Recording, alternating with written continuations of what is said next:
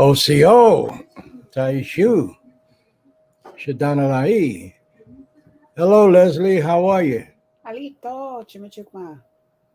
Good. Leslie, will you give us our new updated land acknowledgement, please? Of course, I sure will. Let's pause for a moment to acknowledge the traditional stewards of the lands that we reside on, and especially their ancestors, descendants, and all indigenous people who live now and have ever lived on this land that we call Turtle Island and beyond.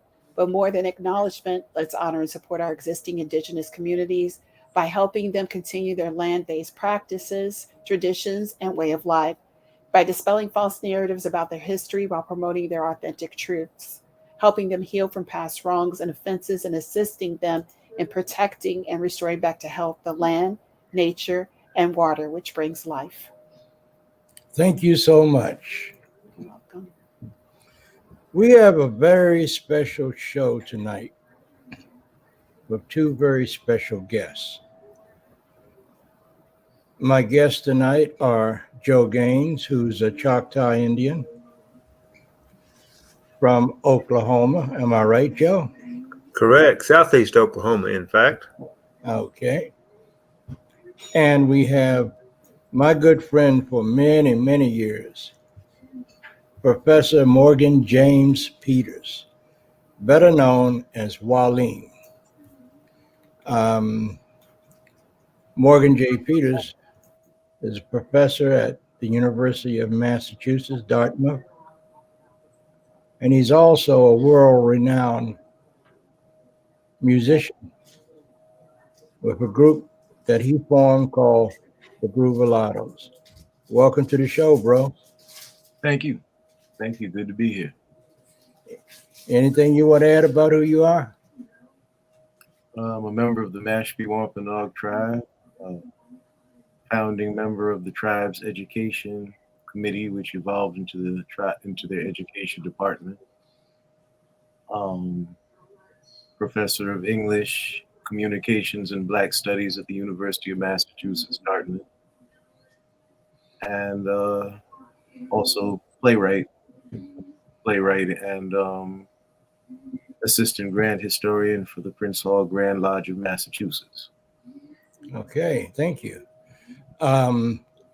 Joe Gaines, I'm sorry I didn't ask you if there's anything else you want to say about yourself. Well, I apologize. I can't get my camera working. That's all right. I know where you live. Okay. I'm a traditionalist and practice cultural ceremonies and enjoy our way of life, our community spirit that the Creator gave to us.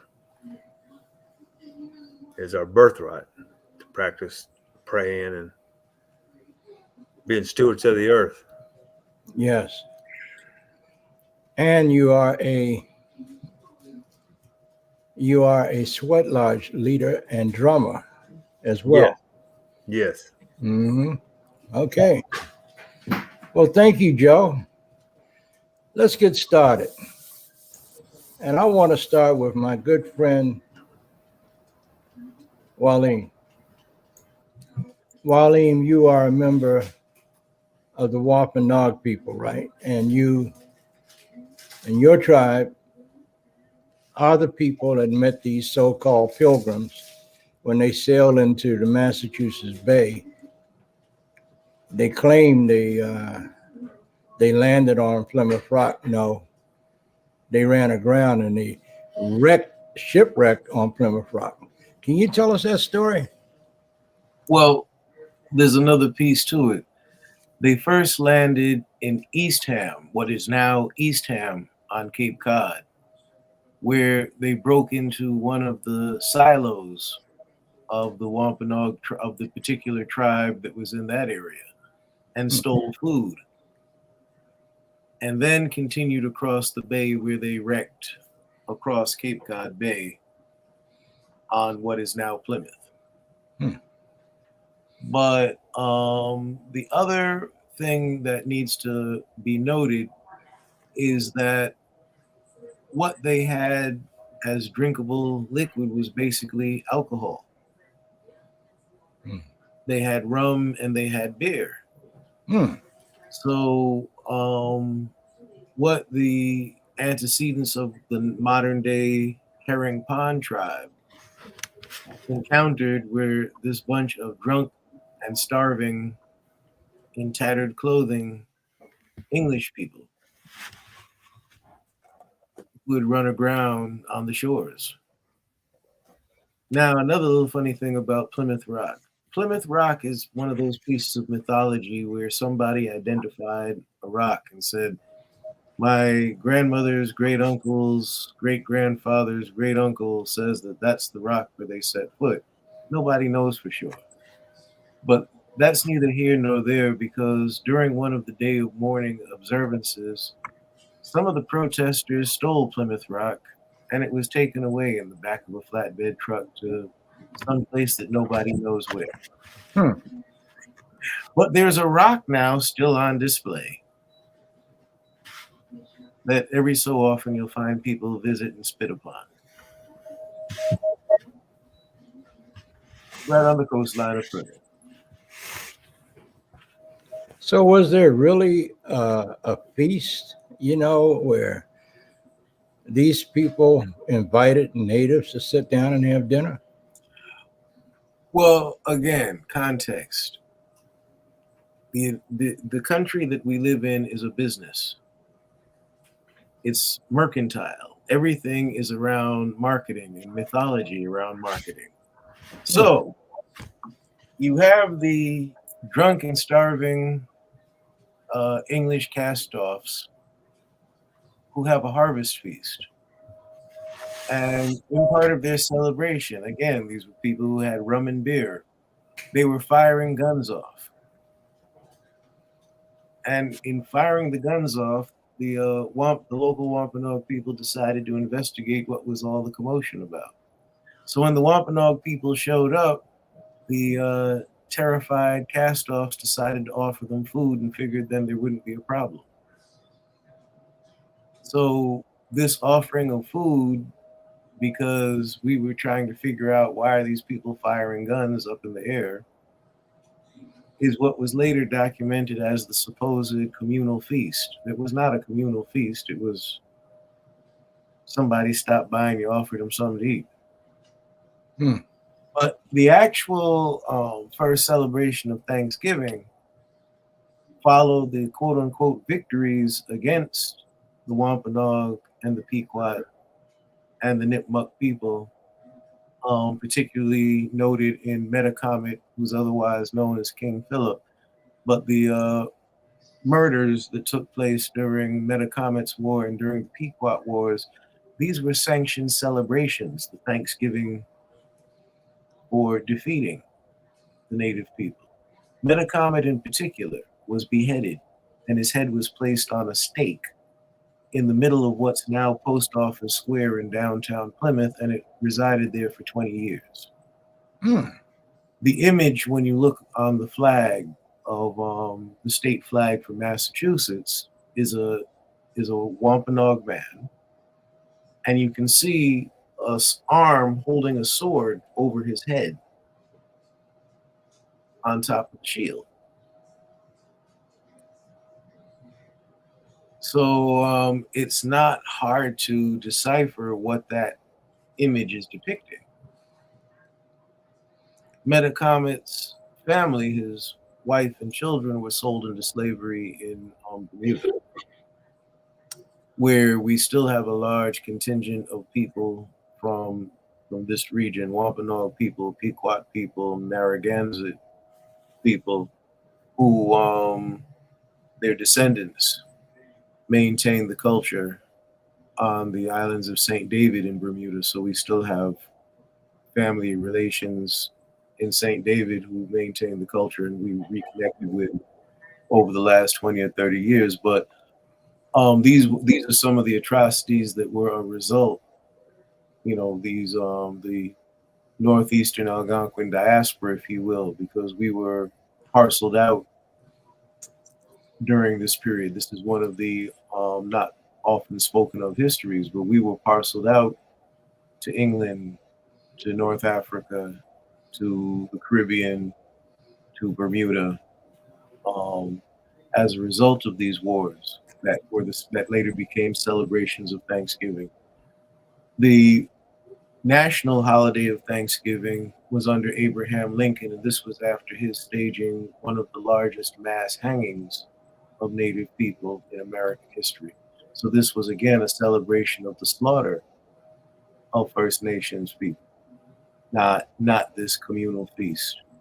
The communal feast story, remember when I say this country is based on mercantile, this communal feast is based on Macy's, which, by the way, they're going to have their parade tomorrow. And their Mashpee Wampanoag who are going to be marching in it. Their Mashpee Wampanoag who marched in it before. And if you look online, you'll find one of my favorite pictures of Anawan Whedon reacting to Mount Rushmore.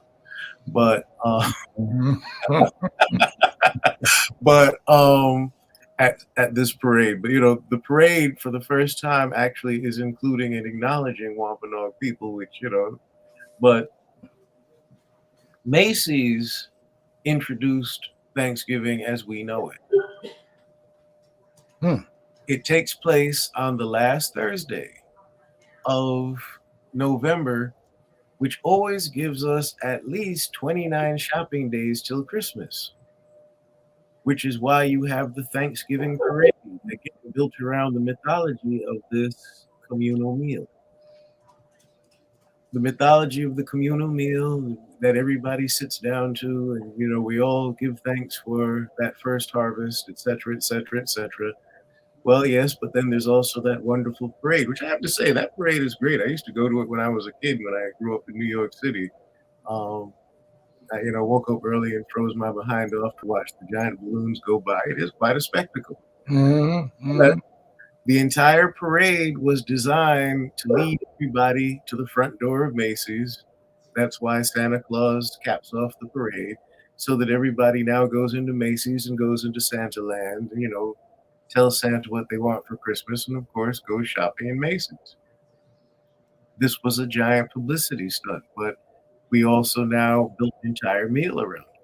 We built an entire, holiday around it, and it's commerce. It's all about the dollar. It's all about the dollar. But don't you all find it to be funny that they would have Native American Heritage Month in the same month that the slaughter occurred? Oh, I find it hysterical. I mean, it's like, yeah, we'll give you all a holiday, but it'll have to be this month.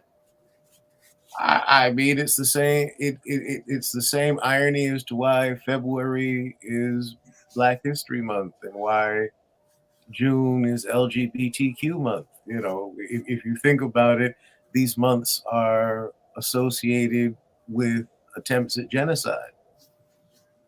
One of our viewers, Bonnie Sears, who's from the Powhatan Confederacy in Virginia, she says that Lincoln was a traitor to his own people. And I know why she said that. And I have to comment on that. Abraham Lincoln was not white. He was a Melungeon Indian. And he was a traitor to his own people. I mean, if you just look at pictures of him, he don't look like the typical white guy. Look at his facial structure and everything else. He was a Melungeon Indian in denial of his own people. In denial, or that he was hiding it from people. Because, there are a lot of famous Melungeons. Clark Gable was a Melungeon. In doing my family research, which my father's side of the family are Melungeons, there are a lot of people that hid that because they could appear one particular way. They didn't want anybody to know that there was a intersectionality, that there was a mixture of Black, Indigenous, and white people in the mountains of North Carolina, and from when I read during my family history, they hid from the census workers. They hid from them when they came because they didn't want to be identified as anything. Plus, it was illegal for anybody to marry, to intermarry if you were of another race. So, yeah, he was in denial of that. He never wanted that to come out. Exactly. You know, even Elvis Presley was a Melungeon. And you'll be surprised at how many famous people have gone on for years hiding their true identity. When Abraham Lincoln gave that order to hang those, I think it was 39 Native people in Mankato, Minnesota. Yes, 38 Dakotas. Yeah, the 38. Yep. Um, he was actually more interested in trying to save or bring the South in with the North to form this union that we know as the United Snakes of America. So, and there's a lot of hidden secrets in all of this. Joe, I haven't heard from you. What do you have to say? A little bit less known fact about the Dakota 38s. I know we're talking about Thanksgiving, but just a less known fact about the Dakota 38. There was a doctor that wagons and a couple of slaves that picked up cadavers from those because they was in a mass grave. Mm-hmm. From around Mankato and took them back to his laboratory or doctor's office or whatever, and that person's name was Mayo. Where the Mayo Clinic was formed from him and from the dead cadavers of the Dakota 38. Ironically, natives were not even considered a person by legal standards until 1890, sometimes around there. My wife has a quilting presentation just dedicated to the Dakota 38. And so that's how the Mayo Clinic, or one way, was formed. They studied medicine on these dead with his sons. And even to bring it a little bit closer to home, she found an article around about 8-9 years ago that stated, I can't pull it out real quick, but in Minnesota, there was a doctor who was selling his house, and they have an estate sale, and the estate people come in there and they're looking around, they're just coughing, bolted to the in the basement, bolted to the wall. And she goes, well, that's kind of strange, isn't it? A coffin? And he goes, oh no, that's all right, my family's had that for a very long time. It's one of them dead Indians from way back when. And she's going, dead Indians? What do you mean? And he just kind of, and he sees she's kind of really disturbed about that. One of them dead Indians from way back when. And he sees that she's disturbed and he said too much. And, oh, no, I was just joking. But she's alarmed and went back and told newspapers and law enforcement, and they come and look in that house, and that coffin's gone. So even today, that's why we can always say it's not over, because a lot of people always when you tell them the truth, well, it's over with, get over with it. That happened way back when. I wasn't there, you wasn't there. But goodness, 10 years ago, there's one of them dead Indians from way back when still hanging on a doctor's basement wall. And even now, he took it somewhere. It's still there in Minnesota. I have a very close friend. His name is Charles Tadoka Moore. He lives, I guess, about a half an hour from me. His great-great-great-grandfather was one of the Dakota 38 that they hung. And I mean, they've hidden so much history on all the evil stuff they've done to us as a people. Mm-hmm. What do you have to say about that, MWALIM? It becomes staggering when it's interesting because when you look at interesting terms used in the media, when one of these situations actually comes to light, when one of the situations, for example, the murdered and missing Indigenous women, one of these situations actually comes to light, they always love to use the word tragedy. They want to use, you think of whatever atrocity, whatever intersection of atrocity, when it involves Black and brown people, it's a tragedy. Now, why do they use the word tragedy? They use the word tragedy so they can make it isolated. Something that's tragic is an isolated situation that's not part of an epidemic. It's not part of genocide. And so, therefore, there's so much that isn't talked about. The atrocities of, okay, we've ended slavery, so now we're going to introduce laws where we can lock people away and snatch people off the street and take them into prison. And this is now applied against Native people, and this is now applied against Black people. This is applied across the board.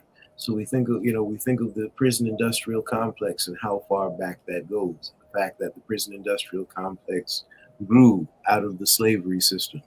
That we think of the fact that with the slavery system, the introduction of slavery as even a legal concept comes with the prison system under the 13th Amendment. So of course there's so much history they're not going to talk about because, again, it plays against the mythology. Well, the great American Holocaust was what they did when they got here. There were 112 plus million indigenous Native people here when they made their way across the Atlantic Ocean and put their feet into our pristine waters and bountiful homelands. So it's nothing new about what they do. It's just that they want to use other words to describe what they did. Well, there was a Holocaust against Black people across the Middle Passage when they stole Black people and brought them here and enslaved them. But on those ships, when the ships got too heavy, what were they doing? They were throwing live Black folks into the ocean. And there was a trail of sharks that followed all the way across the ocean because I guess one shark looked at the other shark and says, come on and go with me because we got food waiting on us. And they would just take Black women, Black children, Black men, and just throw them into the water. They're evil. They're evil people. And folks think that the Holocaust was in Germany. No. There have been multiple Holocausts against people these folks that came out of the Caucasus Mountains and so-called became civilized by their standards. But their civilizations all came from hurting and killing people that were not white. Let's just be truthful about it, So, I can go on and on and on about it. Can I interrupt here? So let's talk about that, what you just said. Okay. About the fact that this is something that is innate in these type of people. Let's talk about critical race theory and the concept of having critical race theory in schools and why so many people are against critical race theory because they're saying that happened in the past. Our ancestors did that, but that's not us. We're not to blame for that. Let's talk about that because honestly, we understand that the individual is not to blame for what happened in the past of this, but it has created and perpetuated a system that has systematically disenfranchised people of color here in the United States.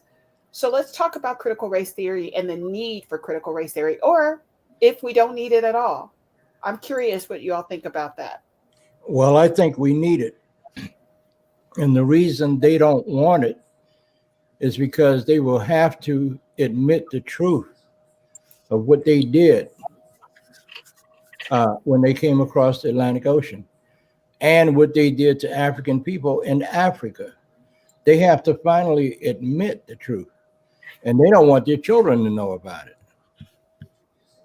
Well, it is necessary. Yeah. It is necessary. I have to tell you that I have a friend, and I was talking about this the other day, who in her school, her son's grade school, they're still putting on performances where we're seeing the indigenous people of America befriending the pilgrims here. They're still promoting that lie and not telling the truth. And this child was not someone who was 5 years old. This is a 10-year-old, 11-year-old kid. They wanted him, who he is of indigenous heritage, I think he's Cuban American. They wanted him to play it a native. This stuff is still happening. And nobody's talking about what occurred on Thanksgiving or what has happened to us as a people. They're still promoting this lie to children. So it's perpetuating with children, essentially. And they say that well, I wasn't there and you weren't there. Just get over it. That's crap. You have benefited from what your ancestors did by enslaving Black people, murdering Native American people, and everybody else.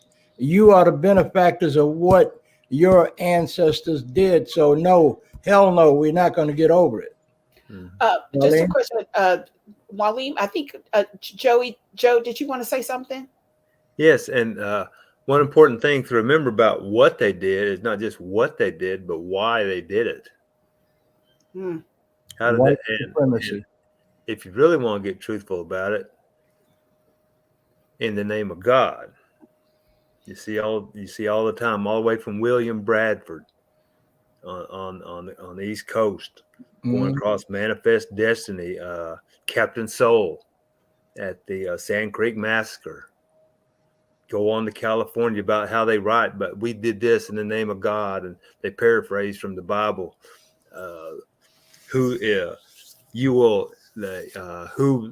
enemies before you will be slain if you believe in me. Matter of fact, that's one of the issues that William Bradford was talking about in his after he killed Pequots. 700 Pequots. Remember, he killed them, burned them out of the house, burned them out of the wigwams. Then went back and had a party, and in the name of God, prayed and thanked them for all this and thanked them for that. So we know that even that, and saying that God, that was the purpose for why they did what they did. It was all about economics and taking our land. They used that as an excuse. They had to use a greater power or a higher power to justify the atrocities. So they used that. And because we as indigenous people had no concept of what their God was, we had our own concept. They used that. They manipulated it. I mean, and we're seeing it even today in organized religion. They still manipulated. They still manipulated when they took our kids and put them in boarding schools and said, let's beat out the Indian out of them, and save the man. All of that was about control and manipulation of land and resources, even to that point. Mm-hmm. Yep. And what he said earlier about commerce, greed is another word for all that. Yep, exactly. We have a question here from Black Wolf. He said, why did they call natives Negros de Terra? Negros de Terra. So that Negros de Terra is black of the earth? Boy, I don't know that one. Yeah, that's a new one for me. Can you tell us where you find that resource, Black Wolf? Just put it in the chat. And then we can talk about it, and we try to figure out what that term is used. My question has always been, what God is it that they're talking about? Is it a different God that they serve? I think their God is based on capitalism. It's based on conquest and everything else. I mean, they're the beneficiaries of everything that has been done to people of color in this world. That's exactly what we said. We said that they used it to their advantage. They somehow flipped the script and made it so that they appeared as if they had a supreme order to do these things. This is why Black people were enslaved in this country. This is why, they killed the indigenous. We didn't know better. We didn't have a better way. We weren't civilized. All of these things, civilized in their terms, where they are the most uncivilized. And some of the things that I've been seeing on, reading historically about how European people bathed or did not bathe, all the things they brought, the diseases and stuff they brought, and that's the kind of civilization that they were putting upon us when they got here. They were atrocious. Well, one of the things, again, when we look at the issue, going back to the whole thing of commodity, when everything is viewed as a commodity, when it's viewed as its value in trade, when this comes down to the basis of even people, when this even comes down to the basis of their own people, because consider the indentured servitude trade that was taking place just before they introduced chattel slavery. Right. Consider when they're trying to process who to make slaves out of, and when they realize the indigenous people are not going to work out because they know the land better than they do. So therefore, what we have to do is we have to introduce a foreign entity that is going to be unfamiliar with the land and therefore dependent. This, because of what they found was that Native people understood the terrain of the United States. People from Europe understood the terrain of the United States. The people coming from Ireland and coming from England and coming from Scotland would understand that terrain. But when you're taking people of a tropical nature, the first place where we were able to thrive would have been the regions south of Georgia, which is why you then have the encampments that became the Seminole, for example. Because now it was a situation of, okay, this is an environment we're familiar with. In Louisiana, it became, these are environments that we're familiar with. And this is why you have certain elements of the various African cultures of the Senegalese and of the Yoruba that were able to thrive in those areas because of the fact that they weren't able to completely move them out. You also look at the influx of how Christianity worked, where you have your Protestants. The Protestant concept is completely wipe out their religious points of view. On the flip side, you have the Catholics who say co-opt what they believe, work what they believe in. So this is why you take Yoruba people and you say, oh, well, you know what? As long as you call your gods and goddesses by the names of the saints, everything's cool. Those sacrifices you make, as long as you're making them to the saints, everything's fine. The same way they were able to go into Ireland and say, hey, you guys already have a cross. We'll tell you what, we'll just take your cross and we'll put it right here on the wall in our church, and we'll now say that this is the Celtic cross, but it's the cross, but it's still the Catholic cross, because this is how that works. So therefore, when you have Catholic regions, this is where you don't have complete and total cultural destruction. But then when you have the Protestants, Protestant is completely based on dominion. And we look at that in terms of, look at the Church of England. The entire concept of the Church of England was to kick the Catholic Church out so that the church could be under the dominion of the king. You look at virtually every single Protestant church, and it was about being under the dominion of. I'm sorry, go ahead. Well, I just wanted to say, so basically what you're saying is that the Irish and the Scottish, all these people were the traditional stewards of their lands. They were indigenous people. So they came in and they incorporated these indigenous people. And let's clarify this, because most people associate indigeneity.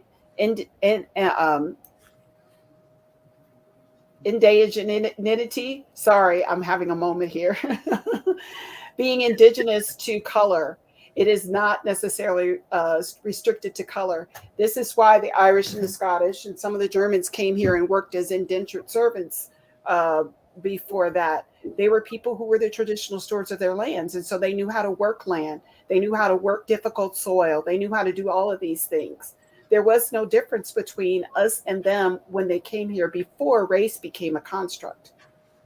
And I just wanted to see, this is what Black Wolf was saying about the land, the book that he was talking about, The Blacks of the Land by John M. Monteiro.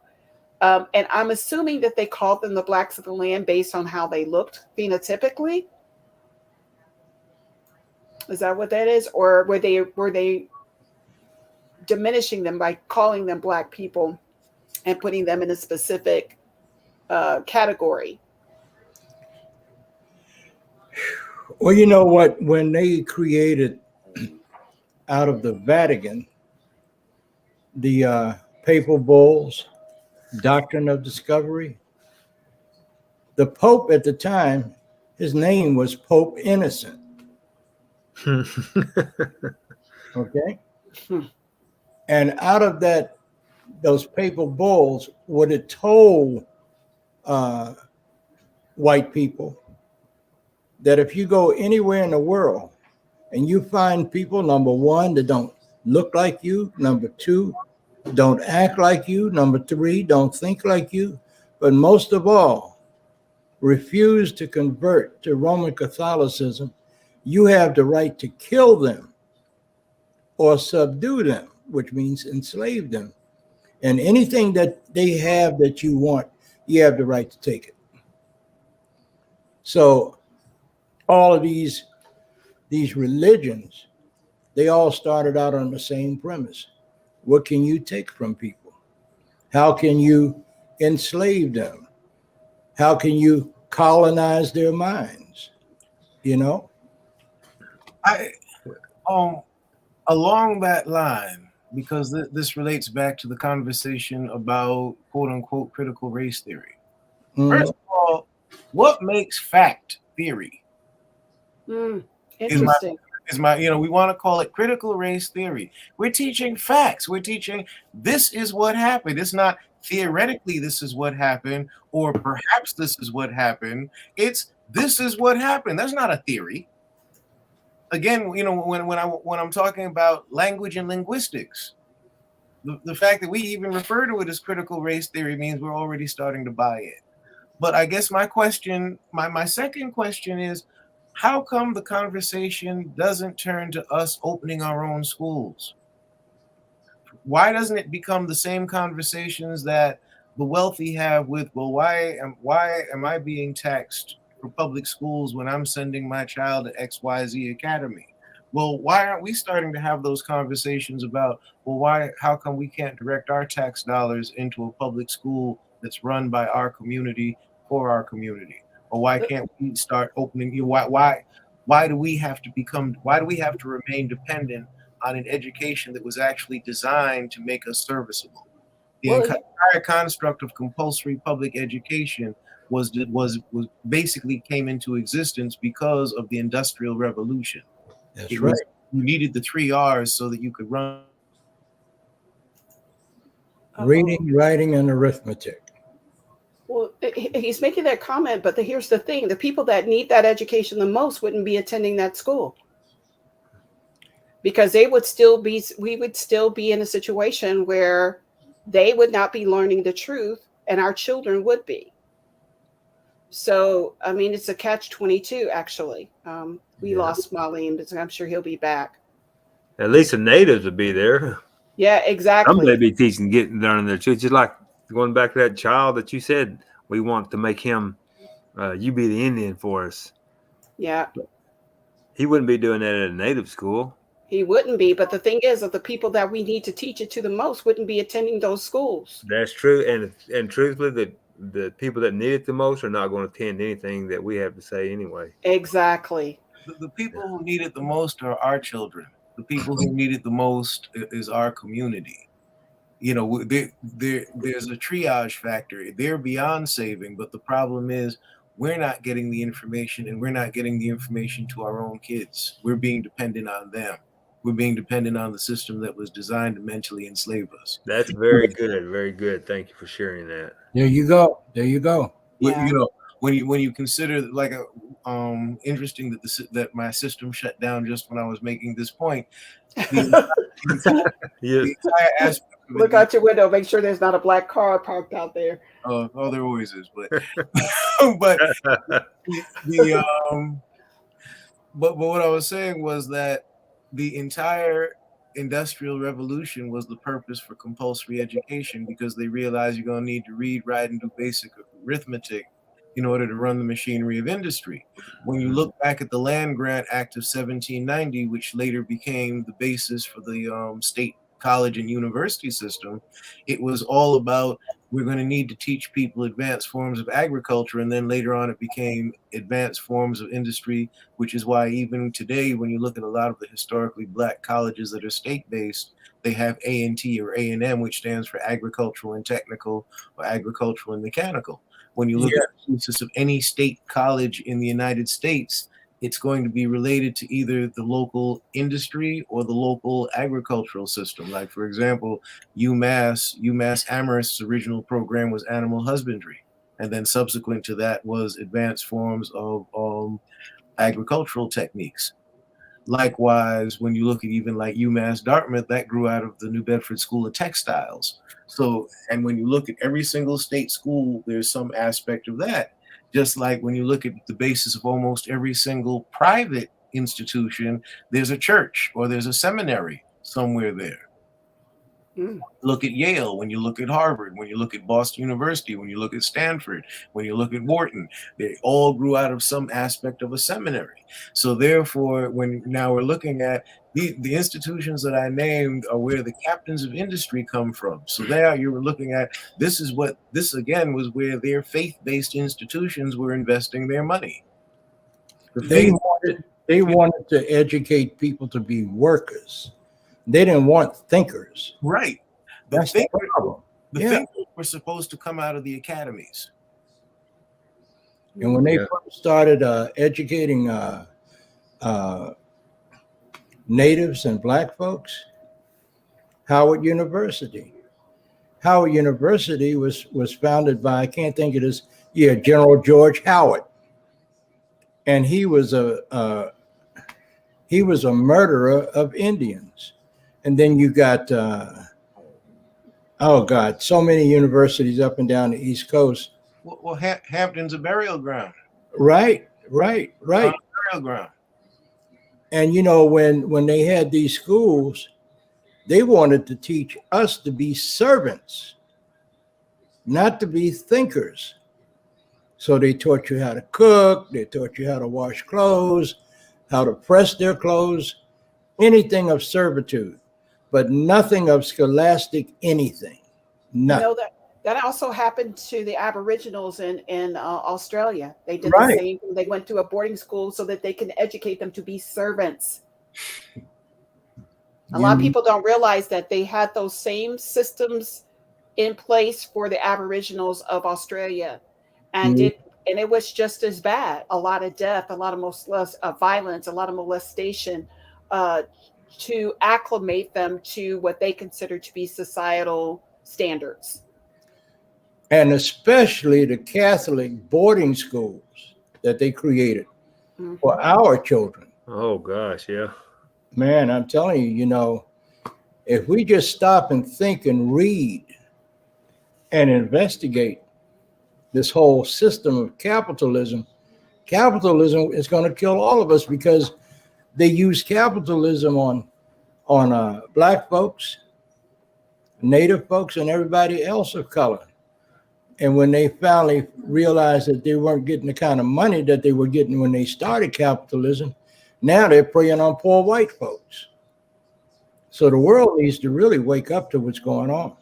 Yeah, definitely.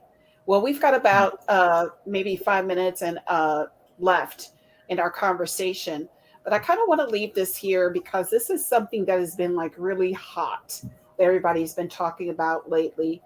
And that was Kyrie Irving's decision to post that he was watching a specific movie, Hebrews to Negroes, and the fact that he was deemed as being anti-Semitic as a result of this, and that he had to make an apology as a result. Have you all read that book or seen the movie? I have not. I have not either. But I know the man on Pine Ridge that actually raised him and taught him how to play basketball. Kyrie Irving is a Lakota Indian. Mm-hmm. Yeah. You know, I think what is happening here is that he, you know, none of us can have a free thought anymore when it comes to social media, and people will automatically condemn something without actually consuming it themselves, without looking at it themselves. And I wanted to stress that, you know, a lot of times we go and condemn the person based on what we see. They immediately, you know, see something that says he's anti-Semitic, but I would encourage people to read the content yourself before you make that decision, before you start calling him a name that he's not. Now, I read that book. I did not see the movie. There was a movie that was created subsequently afterwards, based on the book, Hebrews to Negroes, and I found that there was a lot of truth in there. But you have to have an open mind about, based on the individual who wrote it and why he's saying what he's saying. But it was nothing in there that wasn't truth, which is similar to what we're talking about now. Why is it that when people speak a specific truth that is truth to them, or known truth, known fact in history, that they're condemned for teaching the truth, or for even presenting something that would cause somebody to think another way when it comes to a particular race? And it's interesting, as people who are Jewish people, we have all suffered things as people of color in this country, and people who are different and ethnic. But the thing is that we have to get out of the notion that being Jewish is not a race. Being Jewish is a faith. And there are many Jews that look like us sitting here on this panel. So to say that Kyrie Irving, who I believe is a Muslim, is anti-Semitic is basically saying that he's going against himself. Yeah, Muslims are Semites. Mm-hmm. And everybody that comes from that region over there are Semites. And they tried to say the same thing about Farrakhan. Come on. Yeah. Before we go, I want to say hello to some of our viewers, Joseph, Jimmy, all of these people that I know, Black Wolf. Thank you so much for joining in with us tonight. And if you like the show, like it and subscribe to it. I want to say thank you to Leslie for being the great woman and person that she is. She's my sister. She's going to be my sister until I take my last breath. Same, my brother. And of course to MWALIM, one of my closest friends for years. And to also to Joe. To Joe. And I want to say hello to Marina Hernandez. I mean, I'm just so happy all of you have taken the time out to watch this broadcast. And I want to let you all know that come the end of this year, you may not see me for a few weeks. I have to have heart surgery. And that heart surgery is actually going to save my life. So I thank you all for supporting what we do. And okay, I'm done, Leslie. You can have it. And MWALIM, your closing words, and also Joe, your closing words. And before you all do your closing words, would you all please come back? Because I'm telling you right now, this chat channel is on fire based on the conversation we're having. And I hope I'll get to see my brother, my Chata brother's face next time. When I know. Sorry. I have to work on it.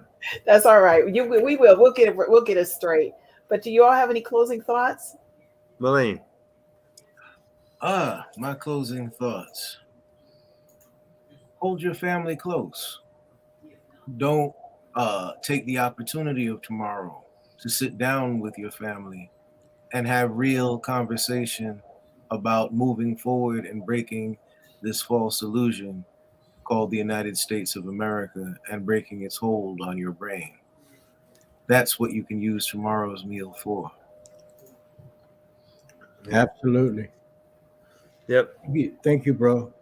And to go along with that is we have been to conferences and rallies, and we hear people ask all the time, well, what can I do? And what can I do?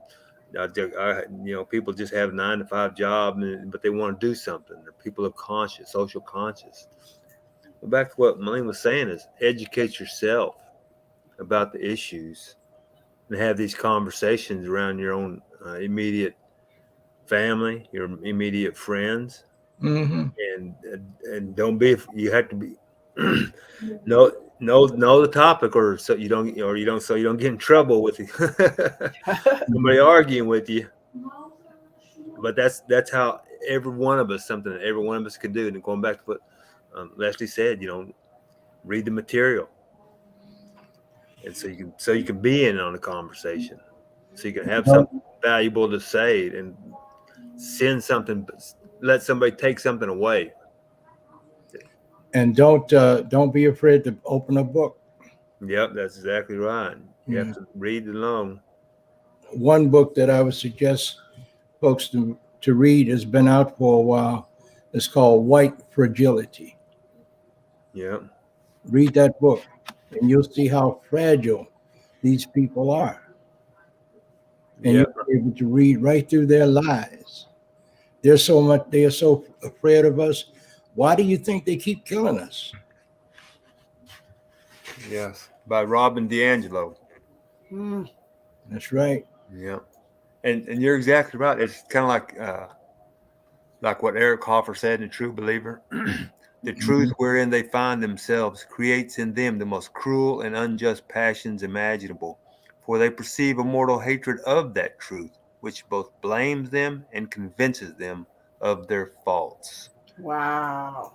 Yes. And yes. they cannot, and just any minority member knows that they're not going to blame themselves and say they did something wrong. That's why they have to keep perpetuating that. And I like what he said about the language of it. Critical race theory. I'm glad you shared that. It's not a theory. No, it's the truth. Yeah, that's the critical race truth. And that's what I'm going to start saying from now on. It's not a theory. It's the truth. Thanks for sharing that. We can all take that away and learn something today from that. I did. Oh, man. Well, thank you again, Leslie. Of course, I love you like we actually grew up together. I love you too. I love everybody on this panel, by the way, too. Oh, yeah. And thank you, audience. I love you all. Thank you just for coming in and supporting in the way that you all do. Please continue to support our content. Please like and subscribe it, view it, share it, do all of those things. We are on Facebook, YouTube, Twitch, and now we are actually on, believe it or not, Twitter. So please do that. Yeah.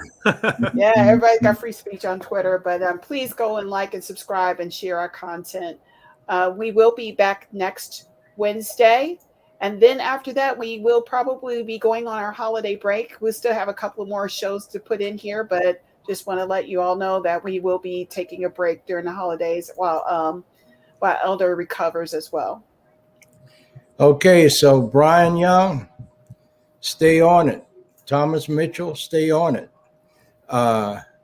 There's a lot for us to do. We got work ahead of us. And Todd, it's not too early to educate your son, who's 8 years old, about his native heritage. I started educating my kids when they were little. They looked at me like, but Dad, no, I don't want to hear it. You're going to sit down and read this book. So anyway, I'll close with my closing statement. It's not about the pigmentation of your skin or the color of your eyes. It's not about the texture of your hair. It's not about the clothes you wear. My grandfather would always say, do you boys know what it's about? And after a minute or two, he would just stand there and look at us, and he would stand up and put his right hand over his heart. He said, it's how you treat my heart. That's what it's all about. Be careful of how you treat your brother's or your sister's heart. This whole thing about color, it's a construct.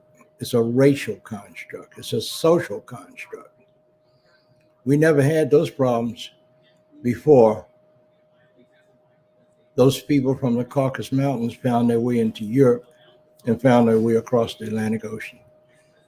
So respect each other, love each other. If somebody down the street is hungry and you got an extra plate, take it to them. This is how we survive human family. Take care of one another. I'll tell you this in my closing words in Cherokee. Danada, Goai, Wado. And Wado in Cherokee means thank you. I'm so thankful.